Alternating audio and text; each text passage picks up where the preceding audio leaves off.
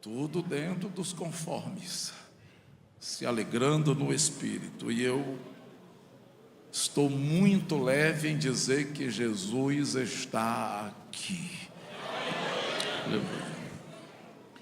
Capítulo 3, o verso 14 ao verso de número 17 e o verso 19. E ao anjo da igreja que está em Laodiceia escreve: isto diz o Amém, a testemunha fiel e verdadeira, o princípio da criação de Deus. Eu sei as tuas obras, que nem és frio, nem quente.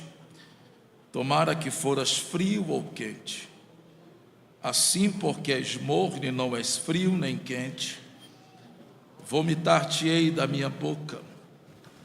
Como dizes, rico sou e estou enriquecido, e de nada tenho falta, e não sabes que és desgraçado e miserável, e pobre, e cego, e nu.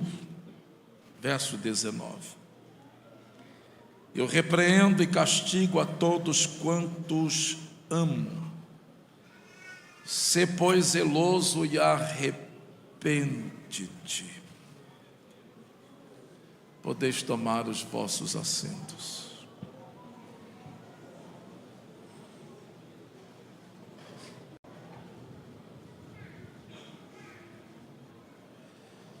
As cartas de Jesus à igreja da Ásia possuem duas funções básicas.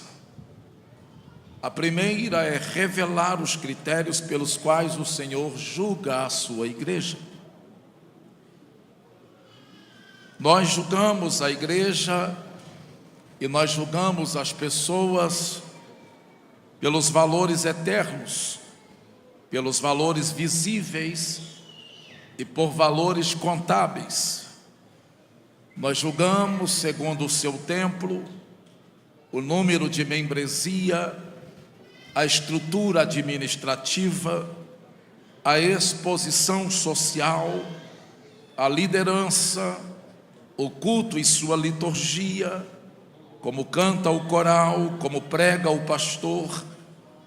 Todavia, quando nós lemos esse texto, nós entendemos que os critérios de Jesus são bem mais particulares, que esses critérios giram em torno de valores mais eternos do que passageiros.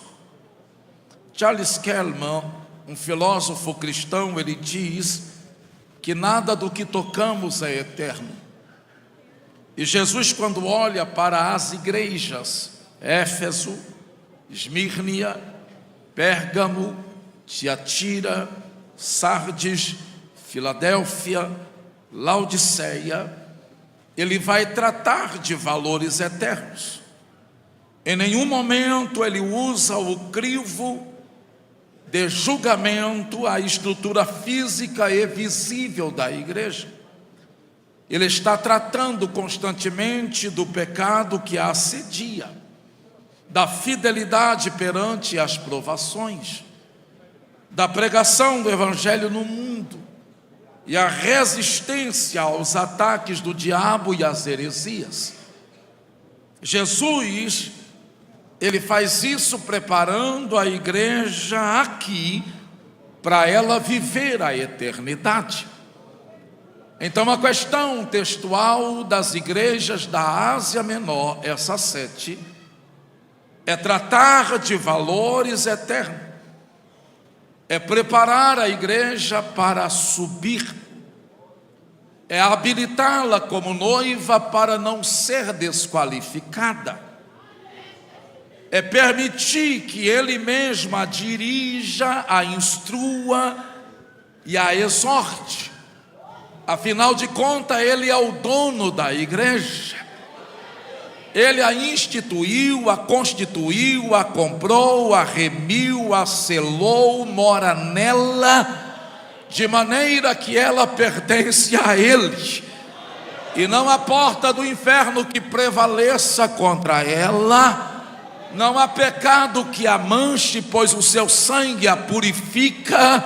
Não há barreira que a neutralize, pois Ele quebra todas as barreiras. E Ele faz com que a marcha da igreja seja uma constância em direção às mansões celestiais. Quantos entendem isso, diga glória a Deus. A segunda função básica das cartas às igrejas da Ásia é justamente nortear a jornada da igreja aqui na terra, nortear a igreja hoje. E apesar de Apocalipse ser um livro com cores escatológicas, é altamente existencial, tratando do cotidiano do povo de Deus neste mundo.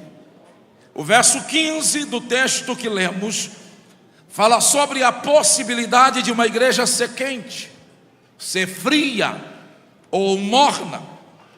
E o interessante é que erroneamente tem sido visto ao longo dos anos como uma simples apresentação de 3 diferentes níveis espirituais.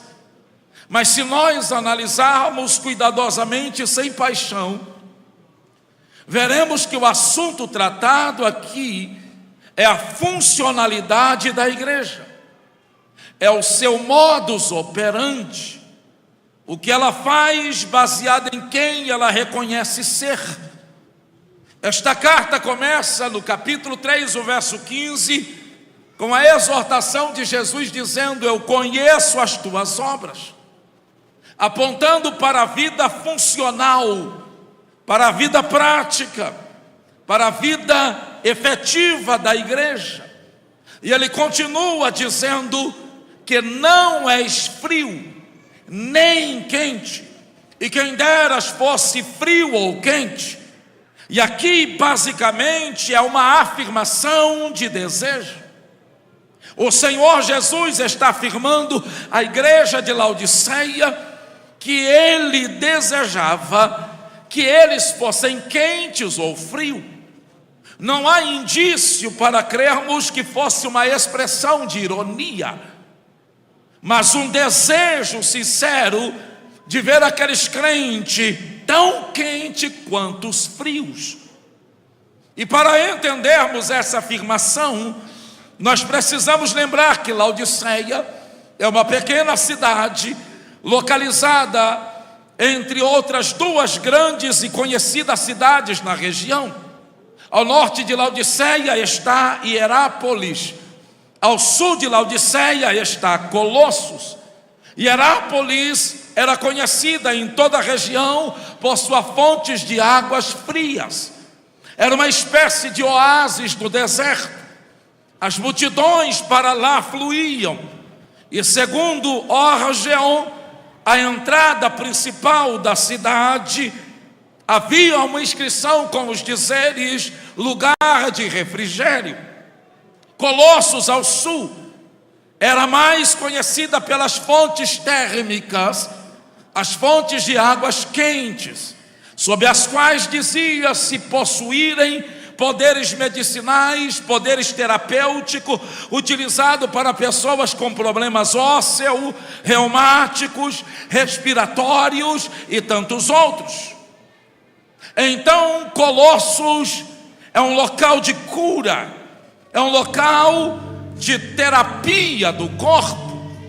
Quando o Senhor afirma à igreja: tu não és nem frio e nem quente, parafraseando, Ele está dizendo: tu não possui função de causar refrigério à vida que procuram águas frias, como a de Hierápolis. E também perdeste a função terapêutica de aliviar o aflito, de curar o doente, à semelhança das águas quentes de Colosso. As tuas águas são mornas, ó Laodiceia, e como mornas é a tua água, tu não possui função, porque a água morna não possui função. ela não dessedenta e ela nem refrigera, ela não cura e ela nem traz alívio, ela causa vômito. Por isso Jesus diz: assim como é as águas que há em ti, eu estou a ponto de vomitar-te da minha boca. Jesus mostra assim que o seu reino, a igreja deve possuir uma função querigmática, ou seja, a igreja deve possuir a função de levar o evangelho até a última fronteira, curando os enfermos, aliviando a dor dos aflitos e refrigerando a alma dos sedentos. Louvado seja o nome de Jesus. Eu tenho liberdade de pregar isso porque eu estou em Ipaba, cujo nome é indígena e cujo significado é muitas águas. E eu espero que aqui nessa noite haja crente com águas boas. Oh, glória a Jesus. Haja crente com entendimento que ele não será vomitado.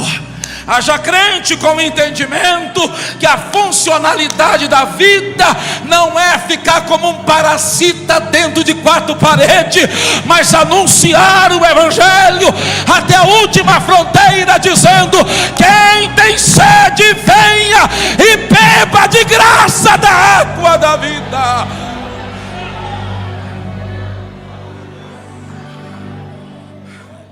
Então permita-me propor-lhes alguns conceitos norteadores da caminhada dessa igreja na visão de Jesus para o seu reino, a partir do exemplo de Laodiceia. A primeira verdade inserida nesse texto missiológico é que o reino de Deus, o caráter precede a missão. Diga para esse crente aí: eu vou fazer isso algumas vezes, não é do meu feitio, mas eu tenho que mexer com você porque você está meio desligado. Diga para esse irmão: no reino de Deus, o caráter precede a missão. Diga: o caráter vem antes do fazer. Diga: o caráter vem antes do carisma. Diga: o caráter vem antes do id.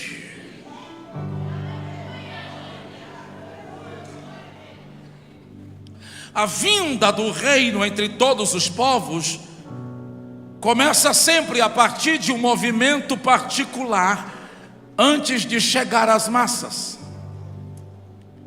Começa a partir de um coração que espelha o Senhor Cristo. O que muitas vezes nos impressiona nos homens, nos ministérios, não impressionam a Deus. E isso acontece por causa do critério pelo qual o Senhor Jesus julga a sua igreja, que é mais particular do que público.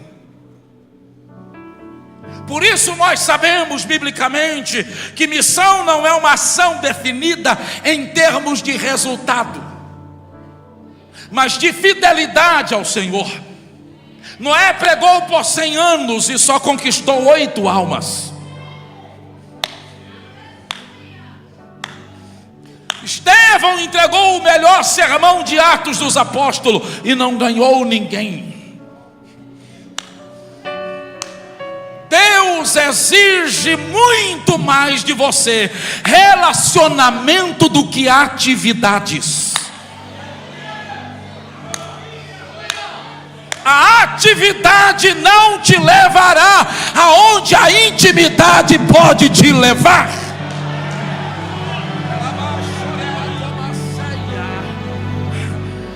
Marcos Marcos capítulo 3, o Senhor Jesus, quando foram escolher os 12, ele sobe a montanha e o texto diz: e chamou a si os que ele quis, e vieram a ele, e permaneceram com ele, e ficaram com ele, porque Jesus, antes de chamar para ir, ele chama para vir.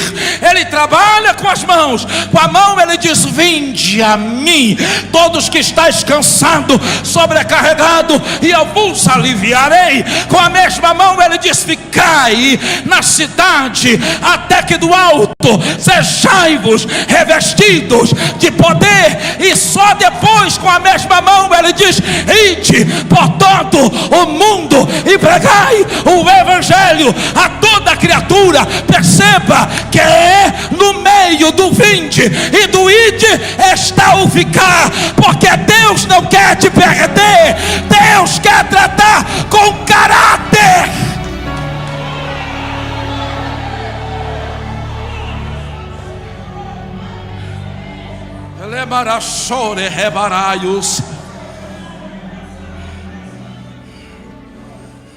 Entretanto, na nossa cultura recente da história das missões no Brasil, nós cultuamos mais os resultados do que caráter. Não interessa se ele é adúltero, o que importa é que ele prega bem. Não interessa se ele é cachaceiro, o que importa é que ele canta bem. Não interessa se ele só quer dinheiro, o que importa é que ele entrega revelações e a gente libera o Pix. Jesus nunca procurou folha em árvore, ele procura frutos.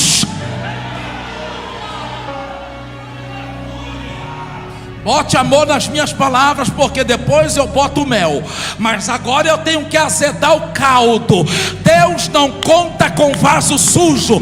Essa história que andam passando por aí, que a água boa passa em cano enferrujado, é engano do diabo. A água boa que passa em cano enferrujado causa doença, causa bactéria, causa mal-estar. A água boa só flui de fonte boa, purificada. Oh meu Deus! Levar a Shermi Revaioceia. O verso 15, quando o Senhor Jesus começa a falar ao anjo da igreja de Laodiceia, ele diz: eu conheço as tuas obras. Aqui ele utiliza a expressão grega erga, de ergum, para obras. O interessante é que ele poderia utilizar aqui o energema, se ele desejasse enfatizar a vida pública e não a particular. Ou ele poderia usar euergeteor, se o objetivo fosse enfatizar a vida comunitária. Entretanto, ele usa a expressão erga no grego, que se refere a atos puramente pessoais, à vida particular. Jesus está dizendo: eu conheço quem você é quando ninguém está por perto.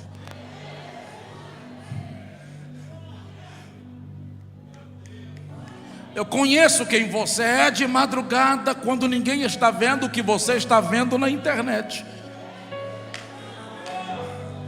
Eu conheço quem você é nas reuniões secretas, onde ninguém está vendo e o que você fala.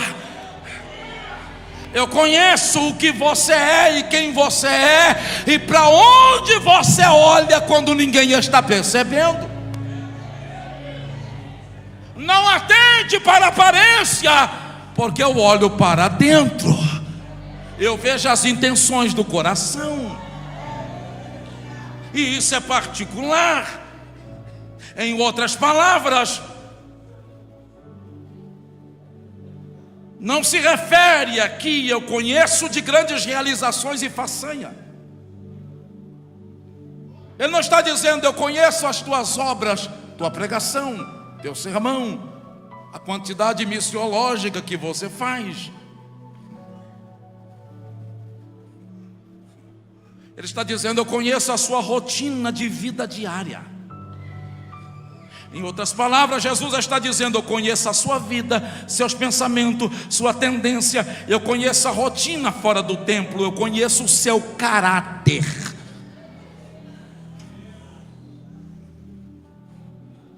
Como é que podemos avaliar o nosso esforço missionário?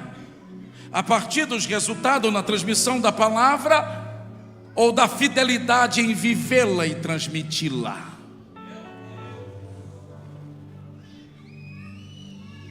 Eu estava agora à tarde preparando essa mensagem em oração aqui na cidade onde estávamos, e quando eu recebi isso de Deus, aqui dentro veio uma coisa assim, de que Deus não nos chamou simplesmente para converter nações, mas para a gente viver a fé que pregamos.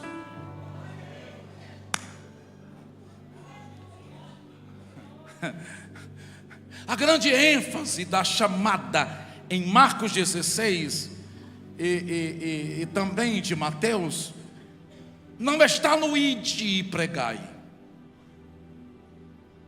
A ordenança é ide e ensinar, formando discípulos. E a ensinar, você não ensina o que não vive. E a formação do discípulo é na prática diária. Ele é olhando para você e sendo discipulado como você é. Não o que você fala, mas o que você pratica. Oh, meu Deus do céu. É por isso que 1 Coríntios 4:9, Paulo afirma que os apóstolos, representantes da igreja que está avançando, eram postos ali no texto em último lugar. Porque tenho para mim que Deus deu a nós apóstolo e nos pôs por último como condenados à morte, pois somos feito espetáculo ao mundo, aos anjos e aos homens. A palavra utilizada aí no grego, se você observar, ela é teatron, e ela é utilizada para dar o significado a espetáculo. Teatron é da onde vem teatro do nosso português. Teatro literalmente significava estar em um palco sendo observado, porque tenho para mim que Deus escolheu, que Deus separou, que Deus deu a nós apóstolo e nos pôs por último como condenado à morte, como espetáculo, como alguém que está sendo observado. A ideia aí é de um grupo teatral se apresentando em um palco iluminado por tochas que eram postas ao redor, e cada palavra dita, gesto realizado, movimento ou intenções estavam sendo cuidadosamente observados pelo auditório. A verdade simples e contundente que pula desse texto é que eu e você, como igreja de Cristo Jesus, estamos sendo observados. E não apenas por homens, mas também por anjos. Por isso a ênfase desta afirmação aqui não é simplesmente querigmática, pregação, ensino, defendendo uma igreja que existe para apenas proclamar o evangelho de forma inteligível, mas de martírica, uma comunidade dos santos que antes de mais nada foi chamada para falar, viver e agir e reagir de acordo com o caráter de Jesus. O verso não fala a respeito de salvação, mas de testemunho. Tiago 4:8 nos adverte para que sejamos uma igreja de ânimo dobre. E para a palavra dobre, ele usa a expressão dipsoi, de dois, psoi almas, duas almas. Ele fala a respeito de alguém que possui um corpo, mas duas almas. Uma alma que é Deus, outra alma que é o mundo. Uma alma que é louvor ao Senhor, outra alma que é as dancinhas do TikTok. Uma alma bebe da fonte do eterno até jorrar, a outra bebe da 1 a 51. Uma alma que é a soberana vontade de Deus, a outra diz: eu faço o que eu quero e ninguém me manda. Meu Jesus. Uma grita glória durante o ardente momento de culto, e a outra caminha negociando e transigindo a verdade e a justiça no seu dia a dia de trabalho. Uma é santa e a outra é mundana. Tiago nos alerta, exortando-nos a sermos um homem. Quando ele fala homem, está dizendo mulher, está dizendo homem. Sermos igreja com apenas uma alma, que deseja apenas a Deus, que deseja apenas a sua verdade, que deseja apenas a sua justiça, que deseja apenas glória ao seu nome.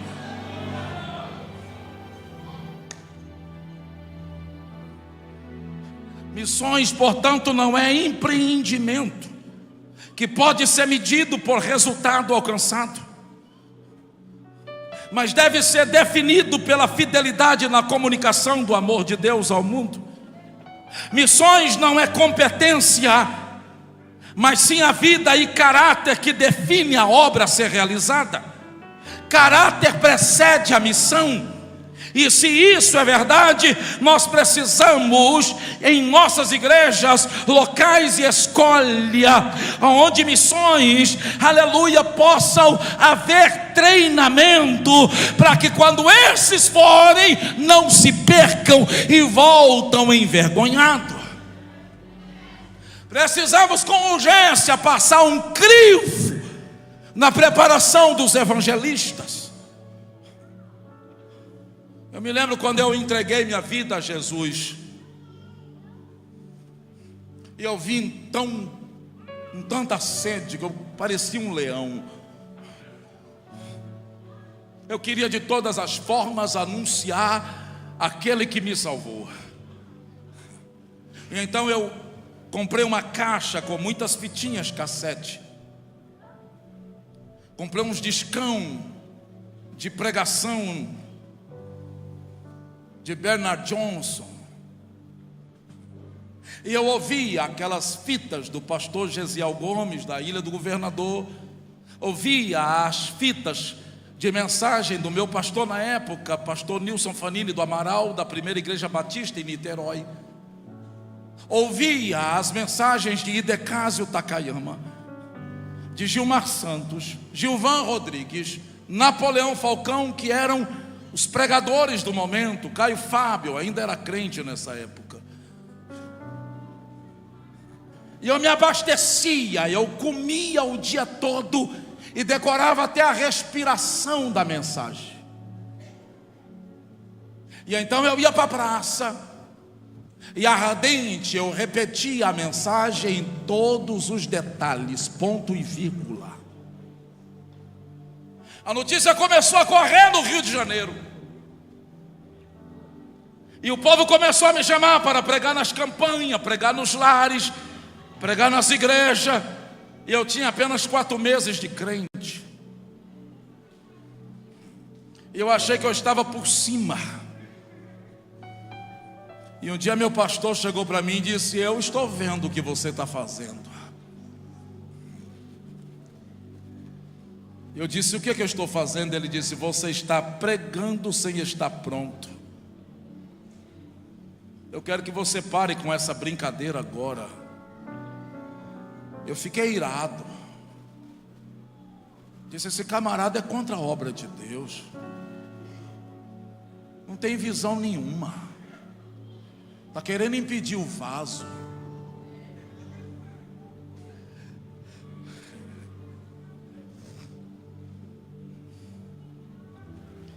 Eu Eu fui trocar uma ideia com um presbítero da Deus e Amor, um homem que orava com a gente no monte. Eu comentei o que o meu pastor havia feito. Ele disse: aquele camarada está querendo me paralisar, irmão. Ele disse: ele está certo. Se você for inteligente, para agora. Eu disse: por quê? Ele falou: porque você não tem caráter. Você acabou de chegar e está sendo gerado em Cristo Jesus. Vai para o banco ouvir, ser discipulado e deixar Deus gerar Cristo em ti por inteiro. Você já ouviu falar de fruto do Espírito? Você já ouviu falar de santidade? Você já ouviu falar de linguagem santa? Tu ainda fala muita gíria. Tu ainda anda muito torto, feito malandro. Tu ainda tem um olhar meio enganoso. Deixa Deus quebrar o vaso primeiro. E depois que o vaso tiver quebrado, Deus vai te levantar no tempo dele, na hora dele. Pega na mão dessa pessoa e diga: Deus não tem pressa. Diga: o reino de Deus não trabalha com elevador. A obra não é da noite para o dia. Diga para ele: o mover de Deus ainda é processo, é um degrau após o outro. Não queira ir aonde Deus não te colocou e ser o que Deus não te chamou. Espera o tempo de Deus, e enquanto isso Ele está trabalhando dentro de você.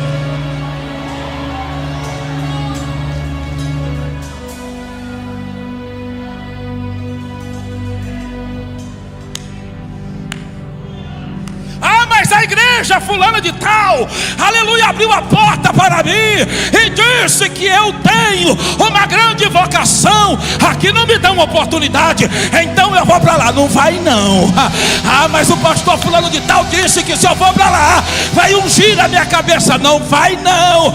Mas a base missionária falou que aqui eu não sendo sustentado, se eu for para outro lugar eu vou ser. Não vai não. Aguarda, espera, fica na posição, na porta, Mardoqueu, porque a tua hora vai chegar.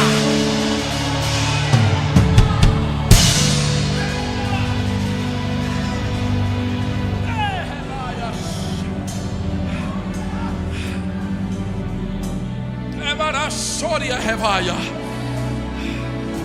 uramacando roboxandere mais. Oh, glória a Jesus.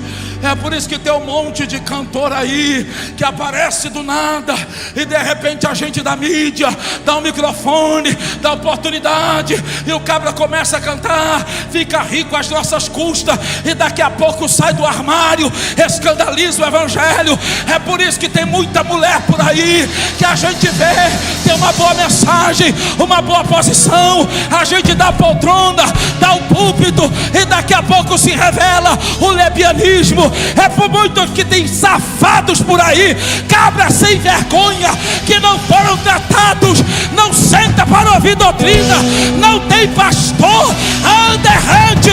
Senta, ouça e Deus te levantará.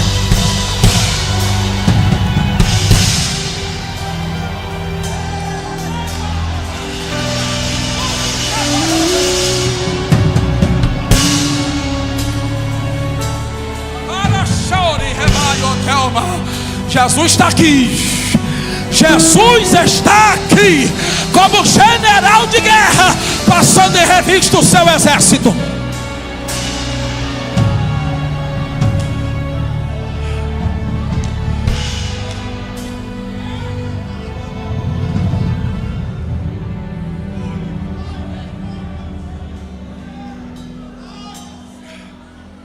A outra verdade aprendida nesse texto é que no reino de Deus a obediência determina o avanço.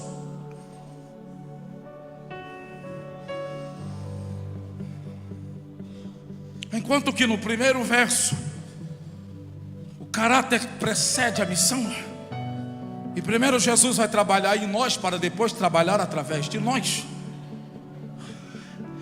No verso 17 vai dizer que a obediência determina o avanço. Ele afirma para aquela igreja que era disfuncional, e ele apresenta o motivo pelo qual ela é disfuncional. Pois dizes, eu estou rico. Olha esse verso 17 como é terrível. Abastado, não preciso de coisa alguma.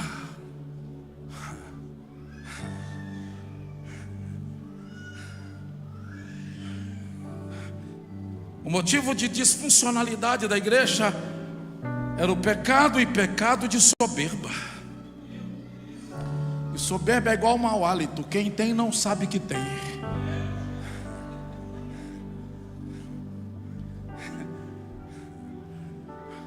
Por isso que lá atrás Jesus disse, eu conheço você por dentro, e eu sei que tem uma síndrome luciferiana gerando aí.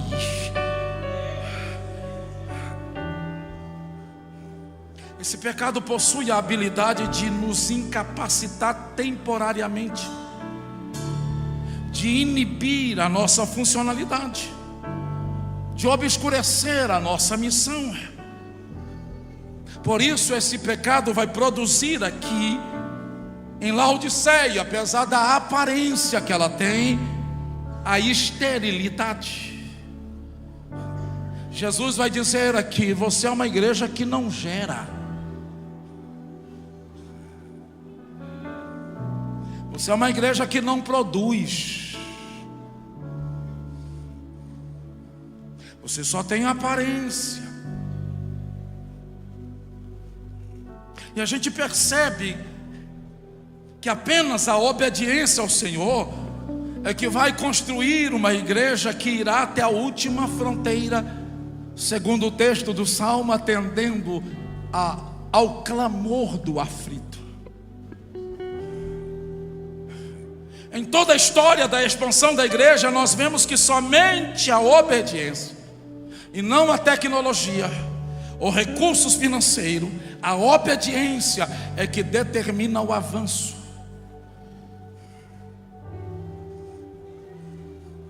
Para avançar, transpor barreira, é necessária obediência. Quais as barreiras como igreja missiológica nós precisamos romper hoje? Quais as barreiras que ainda estão diante de nós? Nós temos um grande desafio étnico. No mundo atual, 2.227 grupos étnicos, e todos eles distintos, e todos eles sem qualquer presença missionária ou conhecimento do Evangelho. Pressupondo que já entramos em áreas mais abertas, política, linguística, geográfica e culturalmente, nós podemos entender que esses 2.227 povos não alcançados não são mais 2.000 grupos sem evangelho, mas sim justamente os mais resistentes em toda a história do cristianismo.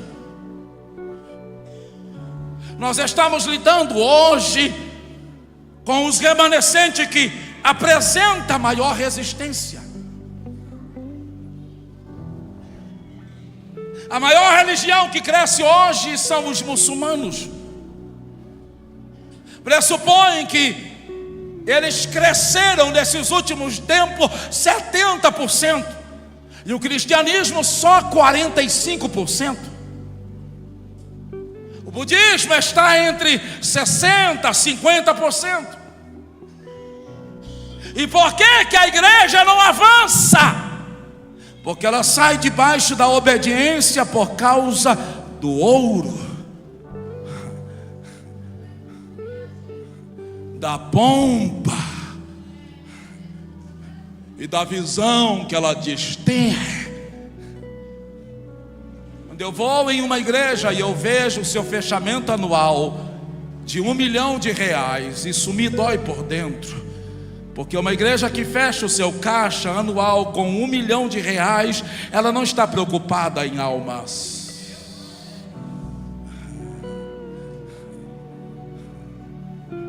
deixar tudo aqui.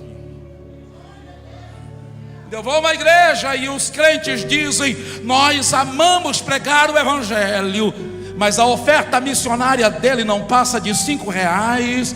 Esse amor é enganoso.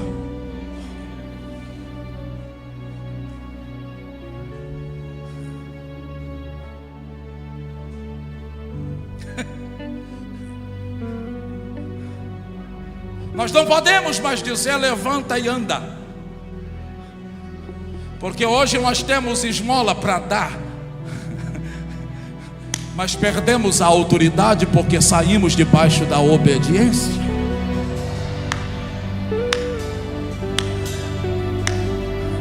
A maioria dos missionários enviados por nós pentecostais estão voltando ou gemendo no campo, porque os crentes acomodaram a ter, a buscar para ter mais e se abaster para ter mais. Jesus não te ordenou a juntar tesouros na terra, mas no céu.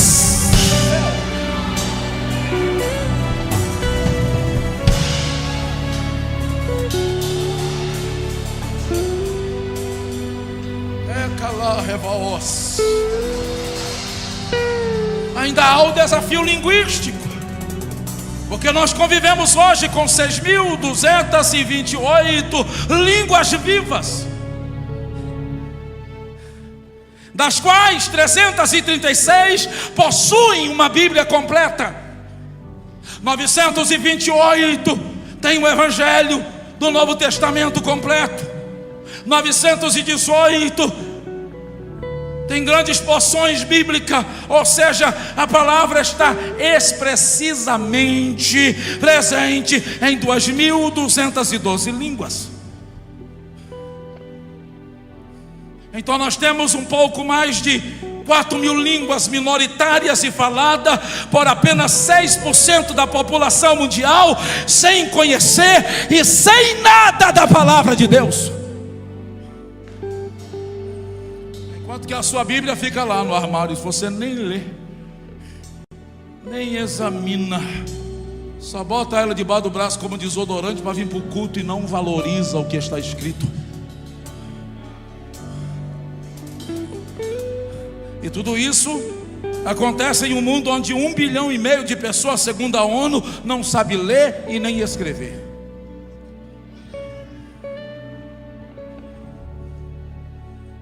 Ou seja, essas pessoas não poderiam ler a palavra, mesmo se a tivessem em sua própria língua.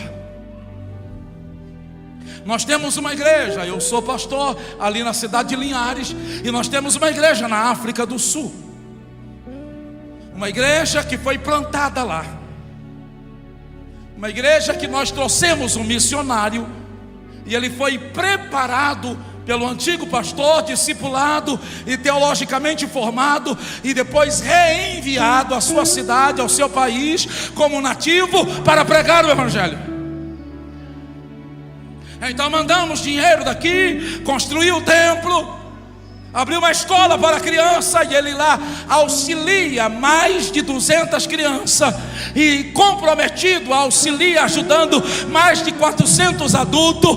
Então nós temos mais de 600 pessoas sendo evangelizadas. Sabe qual é o grande problema? Ele disse: aqui nós não precisamos de Bíblia, nós precisamos de professores. Porque o lugar onde eu estou, além de não saber falar direito, também não sabem ler.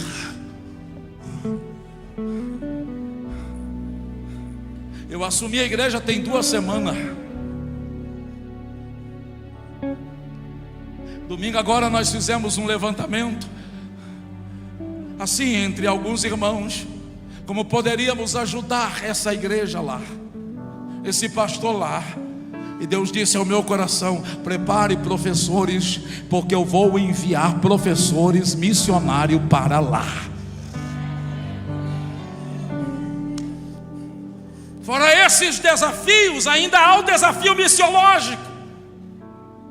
Nós Nós fomos bombardeados positivamente desde a década de 80 por uma missiologia que priorizava alcançar os não alcançados.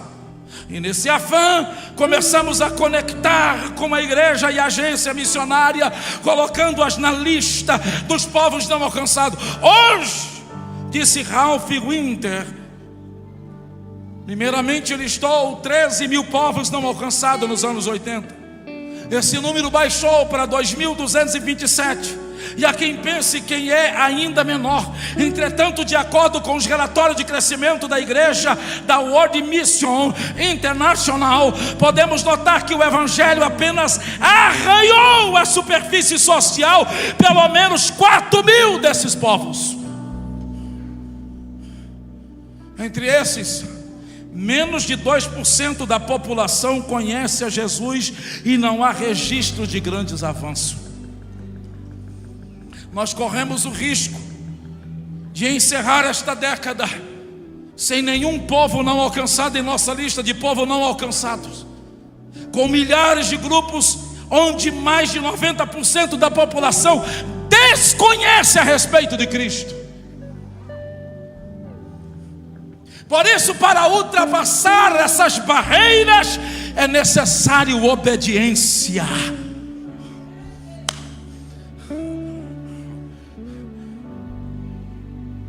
Eu fui em um congresso em Aracruz, numa igreja indígena, isso tem uns 3 anos atrás. E lá tinha 2 missionários índios que veio do Amazonas. E eu tirei foto com eles e disse: da onde vocês são? Eles contaram da onde eram. Eu disse: como vocês encontraram com Jesus? E aí um deles disse: nós somos fruto de um trabalho de uma missionária que veio dos Estados Unidos, chamado Sophia Miller. E eu fui pesquisar sobre esta senhora. Em 1945 Deus levantou essa mulher solteira, baixinha, franzinha, na América do Norte.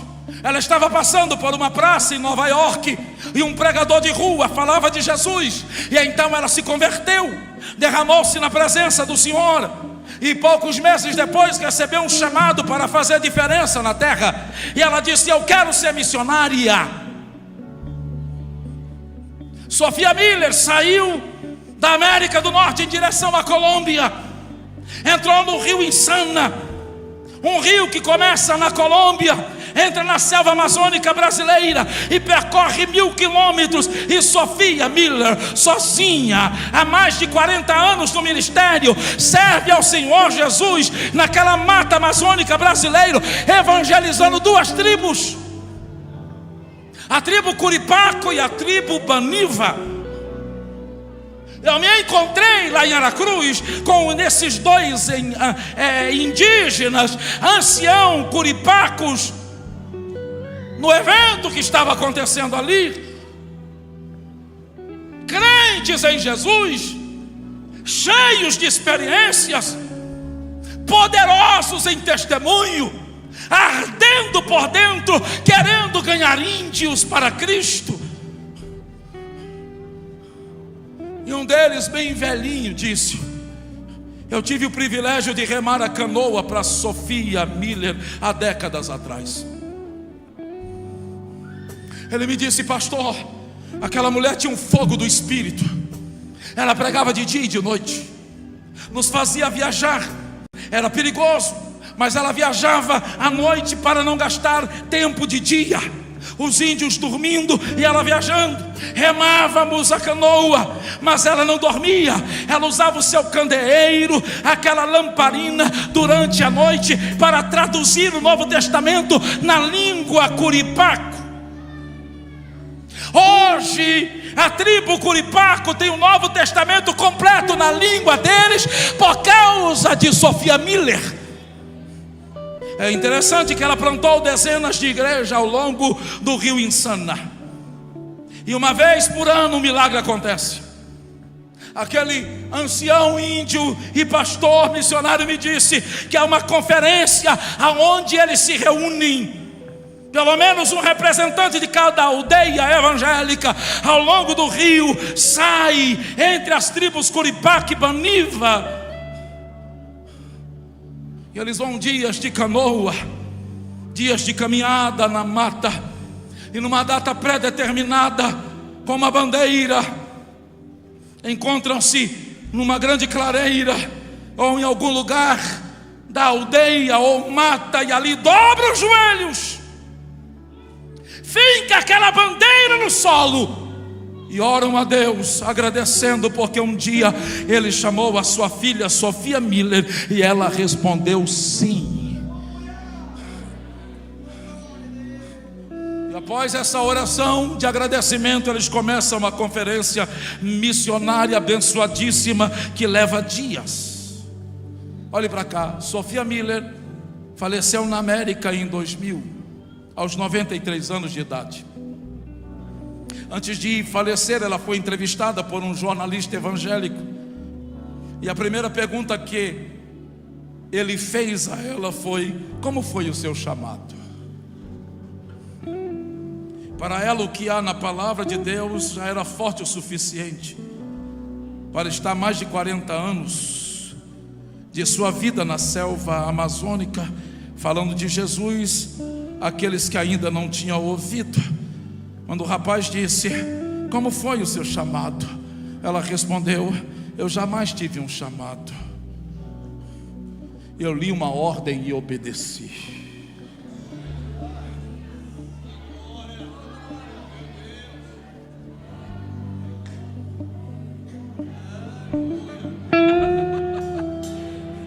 Eu li ide por todo mundo e pregai o evangelho, disse: cabe o meu nome aí.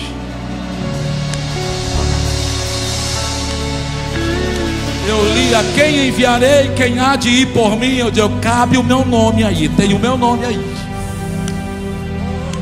Jesus, eu vim lá do Espírito Santo para exortar os jovens e adolescentes que aqui estão: estudem, formem-se, mas acima de tudo descubram a vossa vocação em Deus, porque Deus ainda conta com essa geração. Permita que o seu coração arda esta noite para obedecer ao ID de Jesus.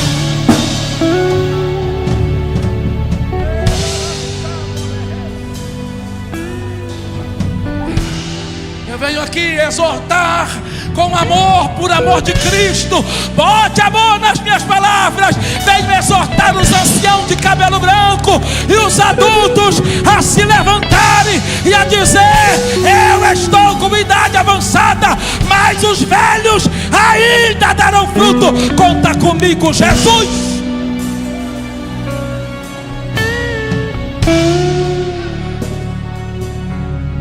Eu começo a concluir, inserindo uma terceira verdade que eu aprendo nesse texto com Laodiceia: que no reino de Deus o sacrifício prepara a terra para o plantio. O verso 20 tem sido usado muitas vezes como ilustração evangelística, ou não é? Eis que estou à porta e bato. Se alguém ouvir a minha voz e abrir a porta, entrarei em sua casa e cearei com ele e ele comigo. A gente prega isso, não prega?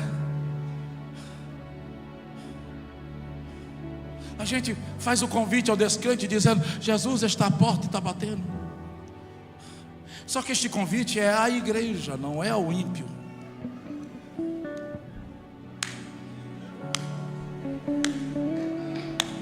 Jesus não está falando com o ímpio, Jesus está falando com a igreja de Laodiceia. A sua falta de vigor que descedenta, e a sua falta de fervor que cura, e a sua soberba, aleluia, e prepotência em querer viver a sua vida e não obedecer o meu querer, me colocou para fora. Você vive na sua liturgia como se eu estivesse no meio, mas eu estou do lado de fora da porta. Você me entroniza, mas eu não sou o centro. Você me louva, mas eu não sou adorado. Você clama, mas eu não venho. Você me colocou para fora.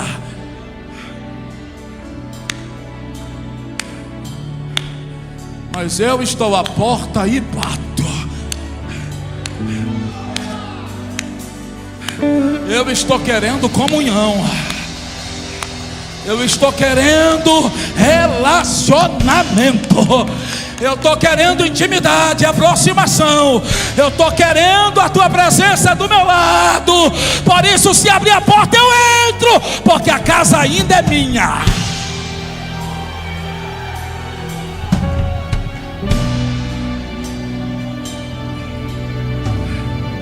Ele maracomaracia.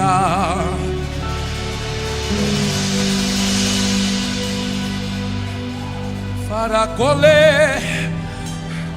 urebolo como se revala de camuti remitria terra e revoacé relevole boruche que moçaua de camontre revurgue cabaracéua cano cabuti quemuti revácia de homem entre revaraceia. O Senhor abre os meus olhos espirituais, e quem tem visão veja. Há um varão andando no nosso meio para trazer renovação. Tem gente aqui com chamada, tem gente aqui com vocação, mas está paralisado. Hoje é noite de Deus mexer no vaso. Oh meu Deus, volta!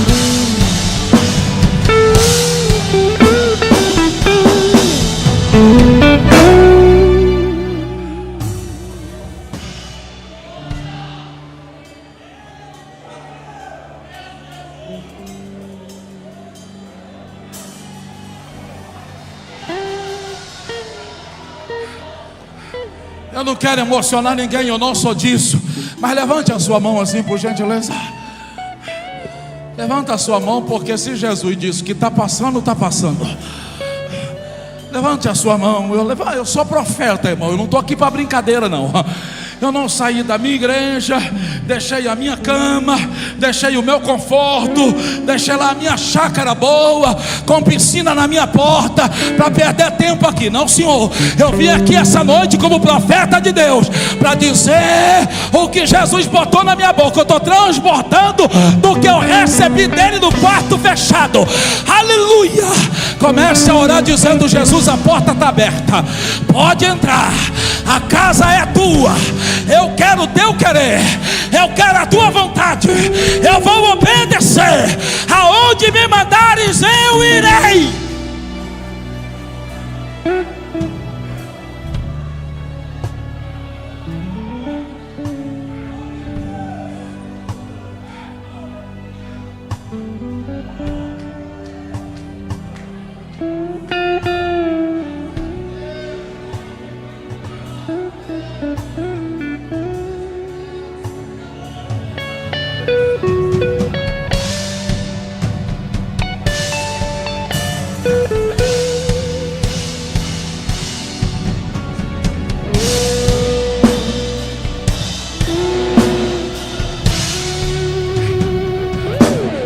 Cantares de Salomão, capítulo 5. E eu encerro aqui. Tem uma noiva, cujo noivo representa Jesus e a noiva a igreja. O noivo vai até a porta e bate. E ele diz: abre, pomba minha, porque o orvalho cai sobre a minha cabeça.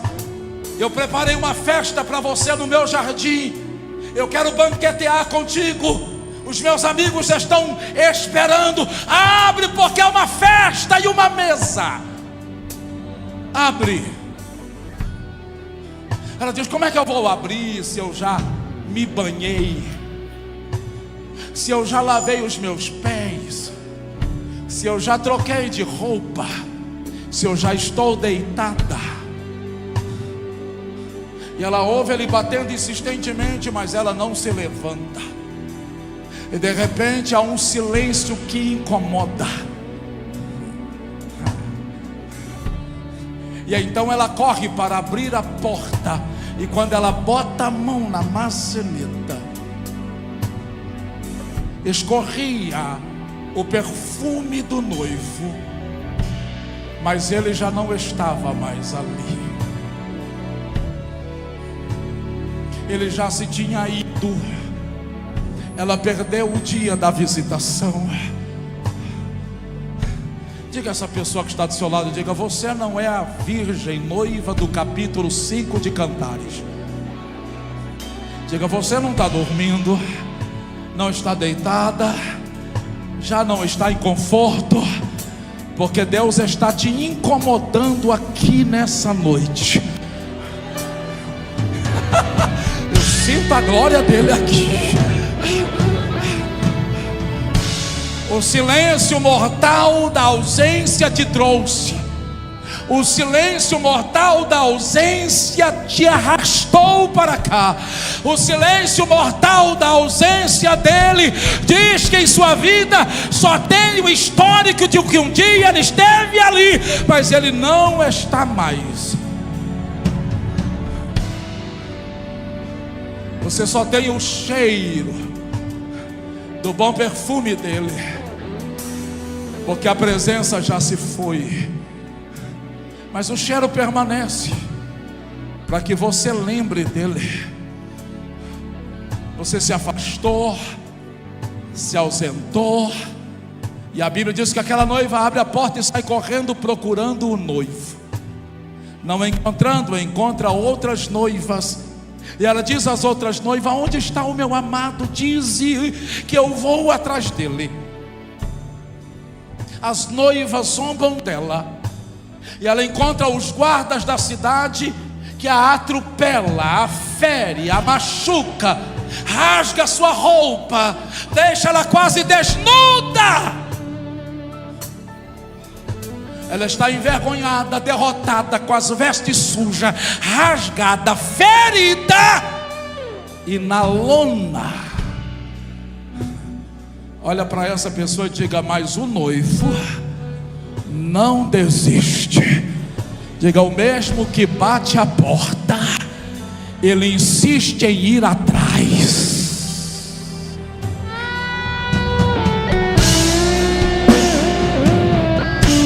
Quando ela acha que perdeu a esperança e que não tem mais jeito, e que perdeu a oportunidade de sentar à mesa, de, aleluia, salivar e aproveitar o banquete, lá vem o noivo. Lá vem o noivo. Lá vem o noivo. E ele não vem sozinho. Ele vem com seu roupeiro. E ele a encontra no chão, diz o texto, e ele a ergue. E depois de erguê-la, ele limpa-a. E então ele veste-a. Ele coloca remédio nas feridas. E ele pega em suas mãos e diz: vamos entrar para a sala do banquete.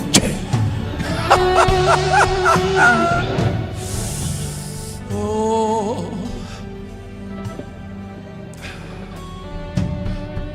Fique em pé por obséquio.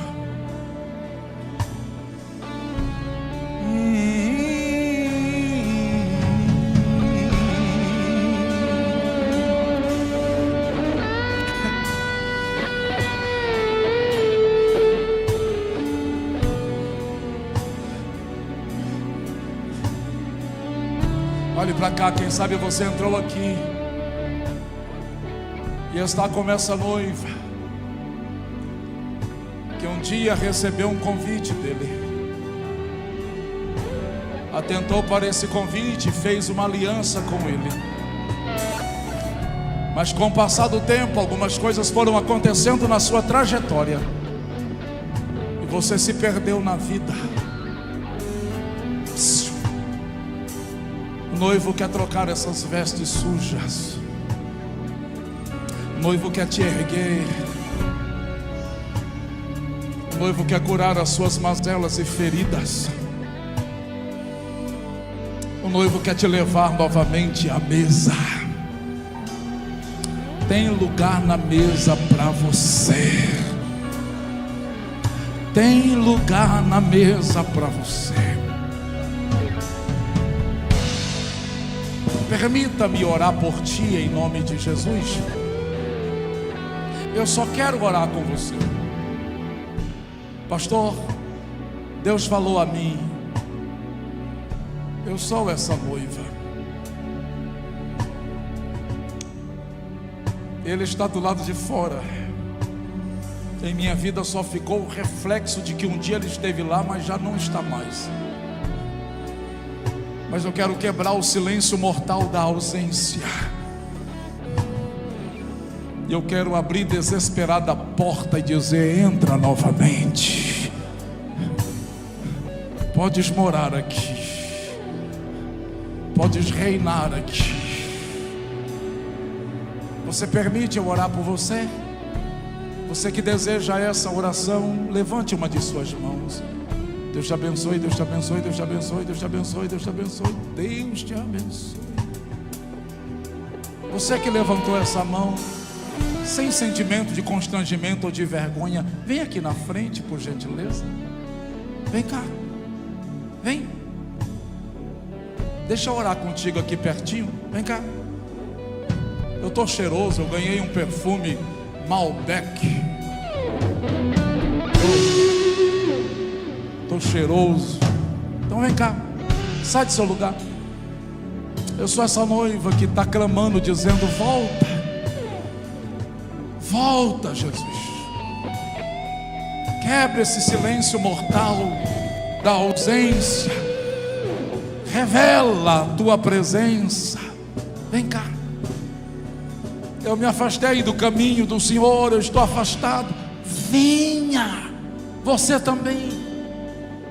Ele está à porta dizendo: deixa eu entrar.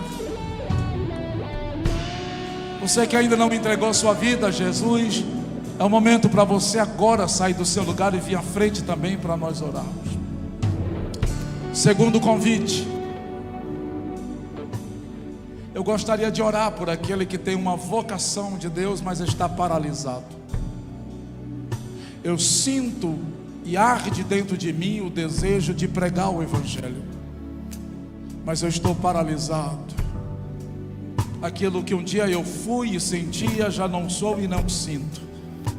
Mas eu gostaria que Deus me conectasse novamente com a sua vontade.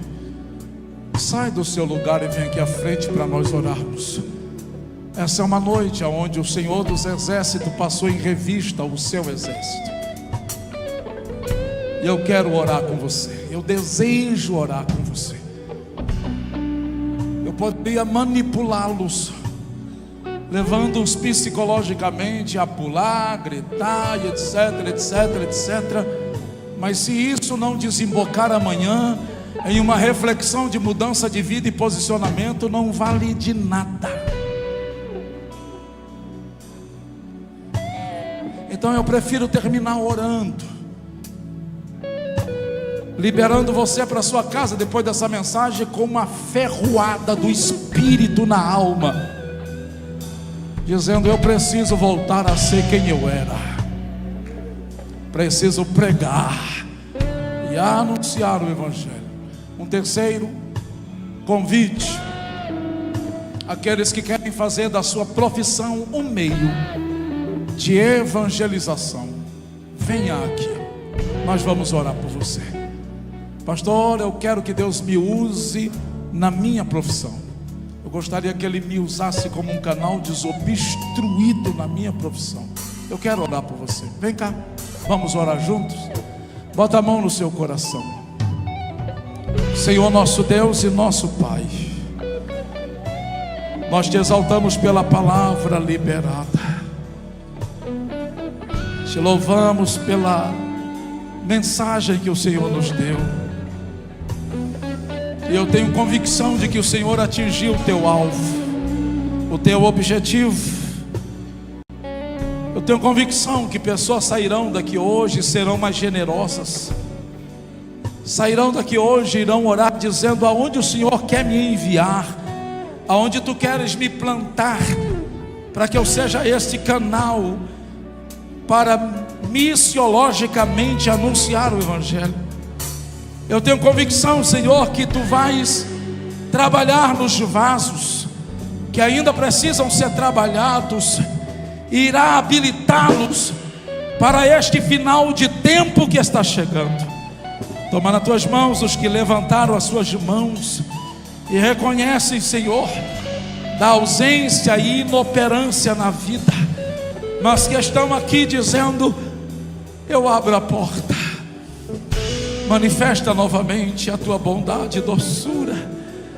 Eu não quero viver só do cheiro, do perfume, eu quero a presença calorosa dentro de mim. Deus, em nome de Jesus, levanta, Senhor, levanta, Senhor. Eu oro para que até o final desse congresso haja uma avalanche de glória e de unção, impactando todos os comissionados a irem aos ribeirinhos, ao norte e nordeste do país, alcançar o sul e sudeste, atingir o centro-oeste.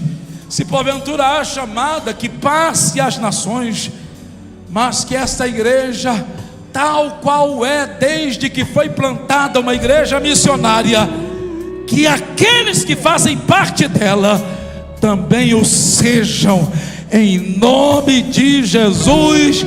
Todos digam graças a Deus. Podeis assentar, Deus os abençoe. Palavra quem de direito.